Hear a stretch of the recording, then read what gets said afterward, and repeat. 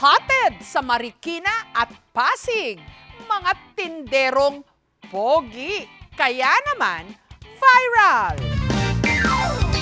Hot, creamy, and very yummy. Iyan ang paborito ng marami, baked macaroni. Tsak, tatanggihan ng mga nagwa-watch ng kanilang calories. Pero paano kung siya raw ang mag-aalok nito? Aarte-arte ka pa ba? Si Pogi. Ayan na. Sarap talaga yung Bake Mac ni Enteng. Kaya marami tuloy ngayon ang na-curious. Sino ba siya? At ano rin ba ang lasa ng kanyang baked mac? Masarap po yan. Nakabili na po kami dyan at napakagalang. Gwapo pa. Bili na kayo. Masarap pa din yan ni Kuya. Kaya nagtanong ang aming team sa kinaroroonan ng ating tindero for research purposes only. Sa palengke po. At dito sa palengke ng Marikina raw siya matsitsyempohang naglalako ng baked macaroni. Alas 4 pa raw ng hapon ang kanyang schedule. Pero alas 3 pa lang. Nako, mahaba na ang pila. Excited yarn? Kasi madali siyang naubos. Alas 4 impunto, sakay ng kanyang bisikleta. Dumating na ang pinakahinihintay ng lahat, ang tinagurian ngayong Baked Mac Bay, si Enteng. He was so mesmerizing. Si Enteng, mala-artista na pinagkakaguluhan ng kanyang customers. Abot-abot ang pa-selfie sa kanya. Gwapo talaga siya, tsaka mabait, masipag. Asa kanya na, package deal na. Kung ako asawa niya, hindi ko siya bibitawan. Wala akong masabi. Sobrang gandang lalaki. Okay lang yung bata-bata, ako naliligaw eh. Ang presyo ng Baked Mac ni Enteng, 65 pesos ang maliit na container. 110 naman ang malaki na ilang minuto pa lang, Dalawa. sold out na. Wala na? Wala na po. Wala pa pong 10 minutes man, sold na po. Gwapo, masarap pa yung tinda niya. Masarap talaga, mura pa. Kasi marami rin sa akin masarap. Kaya tatry ko. Ang una raw naka-spot sa kagwapuhan ni Enteng, si Melona. Na siya. Si Pogi. Napadaan ako sa kanya, takaw pansin talaga siya kasi una sa lahat, ang pogi. Tsaka lagi siyang nakasmile. Sabi ko makabili nga ng Bake Mac. Hi ka naman! Nung vinlog ko po siya, umabot po siya ng 1 million views. Papasalamat din po ako sa kanya, ma'am, kasi since nung nag-viral po yung video, mas marami pong nakakilala po dun sa tinitinda namin. Before po, kumikita po kami ng 2.5 to 3K per day. Kasama po yung puhunan. Ngayon po, nadoble siya. Hindi naman daw sa pagmamayabang, pero noon pa man daw, pansinin na si Enteng. Marami nga po nagsasabi sa akin, may mga kamukha nga raw po akong artista. May itsura nga daw po. Kahawi ko daw po si Alden Richard. Gayunman, naninibago pa rin daw siya sa atensyong nakukuha niya ngayon. Si Enteng kasi, likas daw na mahiyain at nonchalant. Ako po ay tahimik na tao, hindi po ako palasalita. Kapag binabati po ako, nginingitian ko lang, kaya madalas po ako natatawag na saplado. At viral siya, hindi lang dahil sa kanyang good looks, pero dahil din daw sa kanyang good food. Nabuo ko po yung idea, inisip ko kung paano pa makakabenta. Nag-isip po kami ng iba't ibang klase ng merienda. Hanggang sa dumating po yung Bake Mac, tapos in-enhance ko lang po yung lasa. 4 na taon nang nagbebenta ng Baked Mac si Enteng at siya raw mismo ang nagluluto ng kanyang produkto. Pero hindi raw madali itong ilako. Wala kasi siyang sariling pwesto. Bawal po talaga kami mag-overstay doon. Wala po talaga kami permit. Meron pong clearing operation, ma'am. Ang ginagawa po namin, tumatakbo po kami, nagtatago po kami. Kasi pag naabutan po kami, mahuhuli po lahat ng paninda namin. Bata pa lang, natikman na raw ni Enteng ang pait ng buhay. Nung naghiwalay kasi ang kanyang mga magulang, siya'y naging palaboy. Bali, nangangalakal po ako. Nangongolekta rin po ako ng mga kaning baboy. Nangangapa po sa mga kanal. Kung saan na po ako nakikitulog. Sa kaibigan na po ako nakikitira. Doon din po ako nakaranas ng pagmamahal bilang pamilya. Dahil sa kanyang charisma, rumakit siya bilang brand ambassador. Na nagpo-promote ng iba't ibang product. Hindi po sapat yung kinikita. Hanggang pinasok na nga niya ang pagtitinda ng baked macaroni. Pero para sa mga homohopya o umaasa dyan, pasintabi lang daw dahil si Enteng pamilyado na. Ang kanyang partner, si Rodalyn, may 2 na silang anak. Si Enteng po, first boyfriend ko po. Minulat po ako ng asawa ko sa kung ano po yung buhay na kailangang harapin. Pursige ko po na magkaroon pa rin sila ng maayos na tirahan. Side trip naman tayo sa palengke ng Pasig, kung saan naman may sari-sari store na dinadayo rin. Hindi ang tinda, pero Kuya, pwede pabili ng munay? ang tindero. Si Kuya kasi, magbebenta lang sa kanyang sari-sari store. Kailangan topless talaga? Hoy Kuya, baka ka mapulmonya. Saan yan? Kahit ako, babalik at babalik. Abay, makabili nga hanggang maubos ang allowance. Sa una, pa-mysterious pa siya. Abs lang ang nakikita. Magay ka naman. Hanggang nag-face reveal na. Siya ang 31 anyos na may-ari ng tindahan na si Danny, ang tinawag tuloy na macho tindero ng Pasig. Meron ng customer ko lang, mga regular customer ko na nag-video sa akin. Mga ilang araw lang nakalipas, sinasabi ng mga ibang customer ko na nasa TikTok na daw ako. Ever since naman, tinatawag naman nila ako ng macho man, ng mga customer ko. Dahil nakaubad ako, kitang-kita yung katawan ko na solid tawag. Kaya ang ilang mga napapadaan, hindi raw maiwasang sumulyap sa kanyang katawan. Araw-araw ko bumabalik dito kasi sobrang gwapo niya, laki pa ng mga muscle niya. Hindi siya nakakasawang tignan. At heto, meron pa raw ibang customer na dumadayo pa ng palengke ng Pasig para lang siya'y masight o makita. Maraming binibili rin, tapos magpapapicture. Malayo pa para pumunta lang dito.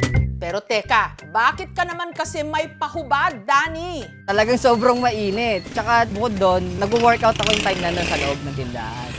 Aminado si Danny na gusto niya talagang i-flex ang kanyang pinagpagurang katawan na sinasabayan niya raw ng basketball. Sa isang linggo, naglalaro ako 2 beses. Kuya, may yelo kayo? Ang init kasi. Pero kahit daw marami ang humahanga sa kanya, ang misis niyang si Vina, unbothered, hindi apektado. Proud ako kasi maraming umahanga sa katawan ng asawa ko. Mahal na mahal ko ang asawa ko. May mga anak na kami. Buntis yung asawa ko ngayon. Dahil daw sa madalas na wala siyang pang-itaas, si Danny minsan na raw nasita. Hindi ko naman na-expect na may darating na mobile. Tapos na paglabas ko, yun, doon ako nauli. Pero kung may mabuti man daw na naidulot ang kanyang viral video, yan ay mas lalong dumami ang kanyang customers. Lalo't ito lang din ang kanilang inaasahan. Kahit na hanggang madaling araw, katrabaho pa rin ako. Minsan nga, sa isang araw, 2 oras lang tulog ko. Habang tumatagal, nakapaglabas din ako ng sasakyan, nakapagpatayo na rin ako ng paupaan. People actually will get attracted to good visuals. Very important na ang product mo of high quality din. Kung masarap, di balik-balikan nyo. Kung hindi masarap, di maghahanap kayo ng iba. While good looks is okay, importante din no, na makita nila yung merit ng product or service. Bonus na lang talaga kung ang nagtitinda may itsura. Cheesy mang pakinggan, pero ang tunay na recipe to success para siguradong mabenta ang tinda, sipag at tiyaga.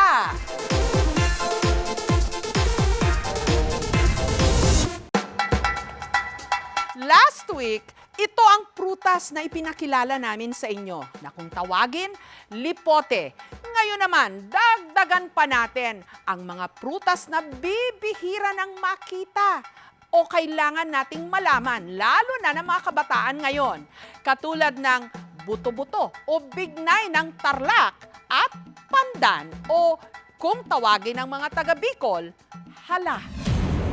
tuwing tag-init. Ang nasa 20 ektaryang lupaing ito sa Barangay San Miguel sa Batangas City nanunuyo at nagbibitak-bitak dahil sa sobrang init. Kaya ang tawag ng mga residente rito, disyerto. Wala ka nakikitang sariwa, puro tuyot na. Sa kabila nito, ang turing pa rin nila sa disyerto, paraiso. Ito rin kasi ang panahon kung kailan namumunga na ang tumubo ritong mga puno na ang prutas, instant kumikitang kabuhayan para sa kanila. Kaya itinuturing nilang buenas, siniguelas. Ang bunga ng siniguelas o Spanish plum, maliit at pabilog, berde kapag hilaw na nagiging violet o red kapag hinog. Ang lasa nito, medyo hawig sa mansanas na maasim-asim kapag hilaw pero matamis kapag hinog. Pwedeng diretsong papakin, yung iba naman isinasawsaw sa asin. Nanginamnam, asim. Masarap ang lasa. Si Rida, bata pa lang, nakahiligan ng kumain ng siniguelas. Dito sa amin, pag tag-araw, dun lang namumunga ang siniguelas.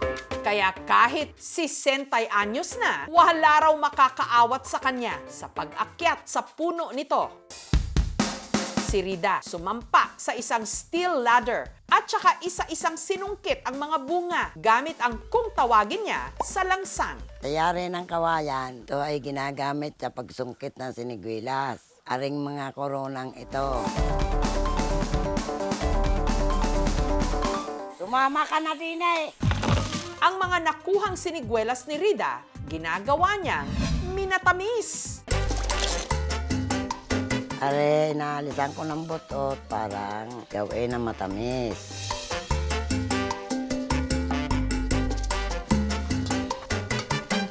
Lalagay ang asukal.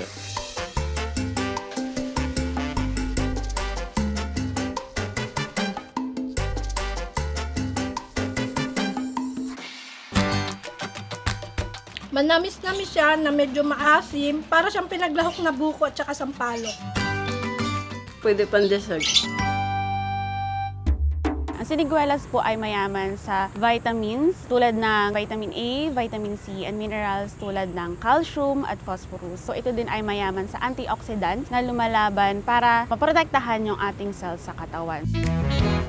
Ang mag-asawang Leo at Josie nakakuha ng alas nung nagka-jackpot ng 9 na puno ng siniguelas sa nabili nilang 2 ektaryang farm na ito taong 2021. Ito pong siniguelas po namin, malalaki po siya, lalo na pag ang kulay niya ay yung hinog na. Tuwing Mayo, nakakaani raw sila ng hanggang 2 sako ng siniguelas kada araw. Mas mahal daw nila itong naibibenta online, 100 to 120 pesos kada kilo. After harvest po nila sa umaga, dinadala po nila dyan sa may barangay road.